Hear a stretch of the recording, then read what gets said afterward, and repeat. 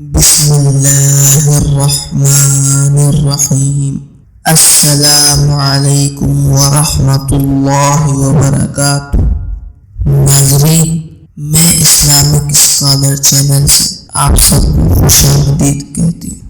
ناظرین، آج کا ہمارا موضوع فضائل تعمیر مساجد۔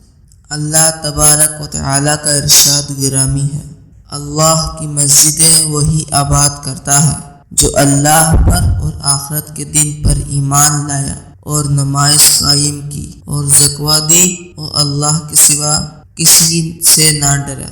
یعنی مسجدیں آباد کرنا، ان کی تعمیر کرنا، تعمیر کا بندوبست کرنا، اس کے لیے فکر کرنا، ان کی دیکھ بھال رکھنا، یہ سب ایمان کے علامتیں ہیں اور ایسی شخص کے لیے اللہ کی طرف سے ایمان کی گواہی ہے۔ تعمیر مساجد کی ترغیب کے لیے حدیث پاک میں آتا ہے، جو اللہ کی رضا کے لیے مسجد بنائے گا، اللہ کریم اس کے لیے جنت میں گھر بنا دے گا۔ ایک روایت میں ہے کہ جو شخص کوئی مسجد بنائے، خواہ وہ پرندے کے گھونسلے کی برابر ہو یا اس سے بھی چھوٹی ہو، یعنی کتنی ہی سادہ ہو، چھوٹی کیوں نہ ہو، اللہ تعالیٰ اس کے لیے جنت میں ایک گھر بنا دے گا۔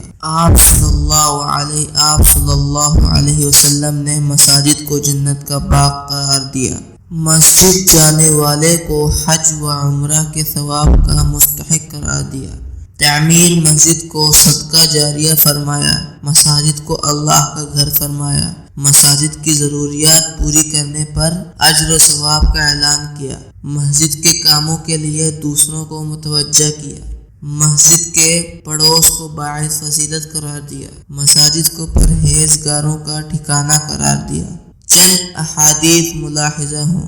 حضرت ابو داؤد رضی اللہ تعالی عنہ نے اپنے بیٹے کو نصیحت کرتے ہوئے فرمایا، اے میرے بیٹے، مسجد تمہارا گھر ہونا چاہیے، کیونکہ میں نے نبی کریم صلی اللہ علیہ وسلم سے سنا ہے کہ مسجد پرہیزگاروں کا گھر ہے۔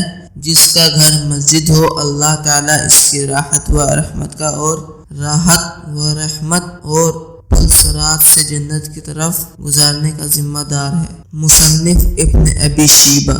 مسجد کی صفائی پر بھی جنت میں گھر کی خوشخبری سنائی۔ ارشاد نبی صلی اللہ علیہ وسلم ہے، جس نے مسجد سے ایک چیز باہر پھینک دی جس سے تکلیف ہوتی ہے، جیسے کوڑا، کانٹا، پتھر وغیرہ، تو اللہ تعالیٰ اس کے لیے جنت میں ایک گھر بنا دیں گے۔ ابن ماجہ۔ مسجد میں روشنی کا انتظام کرنے والے کے لیے فرشتے استغفار کرتے ہیں۔ نبی کریم صلی اللہ علیہ وسلم نے فرمایا، جو شخص مسجد میں روشنی کے لیے چراغ جلائے تو جب تک اس کے چراغ کی روشنی رہے گی، فرشتے اس کے لیے استغفار کرتے رہیں گے۔ تفسیر کبیر۔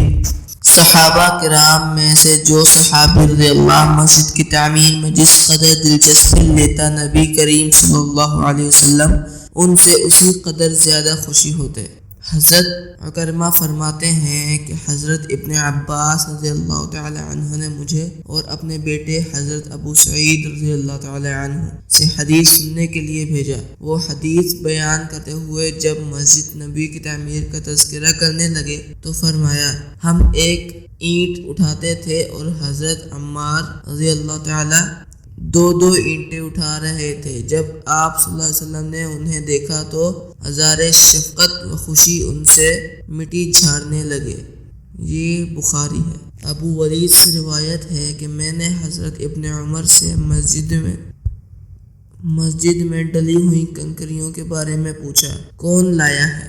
انہوں نے فرمایا کہ ایک رات بارش ہوئی اور زمین گیلی ہو گئی، ایک شخص اپنے کپڑے میں کنکریاں ڈال کر آیا اور نیچے بچھا دی۔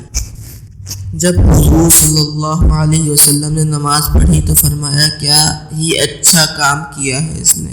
یہ روایت ابو داؤد سے ہے۔ مسجد کو آباد کرنے کا ایک مفہوم عبادات کے ساتھ آباد کرنے کا بھی ہے۔ ایک روایت میں آتا ہے کہ جو لوگ کثرت سے مسجد میں جمع رہتے ہیں وہ مسجد کے کھونٹے ہیں، فرشتے ان کی ہم نشین ہوتے ہیں۔ اگر وہ بیمار ہو جائیں تو فرشتے ان کی عیادت کرتے ہیں، اور اگر وہ کسی کام کو جائیں تو فرشتے ان کی اعانت کرتے ہیں۔ مستدرک حاکم۔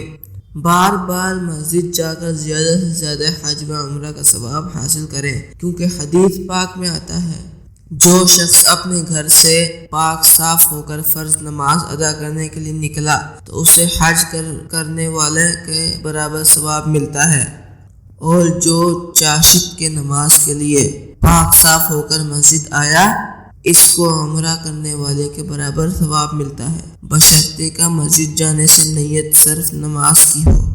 قیامت کا منظر کتنا ہولناک ہے، ایک ایک گناہ اندھیروں اور ظلمتوں کے بادل لے کر انسان کو گھیرے گا۔ ایسے میں وہاں نور کی بڑی ضرورت ہوگی، یہ نور بھی مساجد کی برکت سے حاصل ہوتا ہے۔ حدیث پاک میں ہے جو لوگ تاریکیوں میں بکثرت مسجد میں جاتے رہتے ہیں ان کو قیامت کے دن پورے نور کی خوشخبری سنا دو۔ یہ روایت ترمذی ابو داؤد سے۔ مساجد جنت کا ٹکڑا ہے اور جنت کے باغات ہیں۔ حدیث پاک میں ارشاد فرمایا جب تم جنت کے باغات پر گزرو تو اس کے پھل کھاؤ۔ صحابہ کرام نے عرض کیا یا رسول اللہ صلی اللہ علیہ وسلم جنت کے باغات کیا ہیں؟ حضور پاک نے فرمایا مساجد ہیں۔ پھر عرض کیا ان کے پھل کھانے سے کیا مراد ہے؟ فرمایا مسجد مسلمانوں کے لیے ایک محفوظ پناہگاہ ہے، مضبوط قلعہ ہے، رب کی رحمتوں سے لطف اندوز ہونے کا بہترین مقام ہے۔ حدیث میں آتا ہے جب آندھی چلتی تو حضور اکرم صلی اللہ علیہ وسلم فوراً مسجد تشریف لے جاتے تھے، اور جب تک آندھی بند نہ ہوتی مسجد سے نہیں نکلتے تھے۔ مسجد میں آنے والے شخص سے اللہ تعالیٰ اسی طرح خوش ہوتے ہیں جیسے ایک گمشدہ شخص واپس اپنے گھر لوٹے۔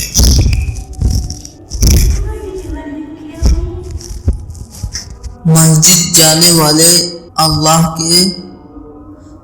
کے ضمان و امان میں آ جاتے ہیں۔ حدیث پاک میں فرمایا جو شخص مسجد کی طرف جائے گا اس کا ذمہ دار اللہ تعالیٰ ہے، اگر اسے موت آئے گی تو اللہ تعالیٰ جنت میں داخل کر دے گا، ورنہ اجر ثواب اور عبادت کے فوائد لے کر لوٹ آئے گا۔ یہ روایت بھی ابو داؤد سے ہے۔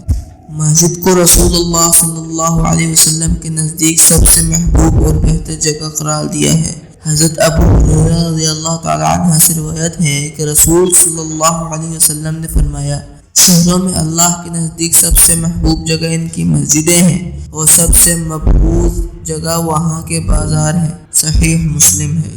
ناظرین آج کے اس ٹاپک کا خلاصہ یہ ہے کہ مسجد کو باطن دونوں طرح آباد کرنے کا بہت بڑا اجر ثواب ہے، اور مسجد مسلمانوں کے لیے محفوظ پناہگاہ ہے۔ مسلمان اگر اپنے آپ کو مساجد کے ساتھ جوڑ دے اور اپنے گھروں کو آباد کرنے کی جتنی فکر کی جاتی ہے ویسے ہی اللہ کے گھروں کو آباد کرنے کی کوشش کرے تو مسلمانوں کی دنیاوی گھر بھی آباد ہوں گے اور آخرتی گھر بھی خوب آباد ہوں گے۔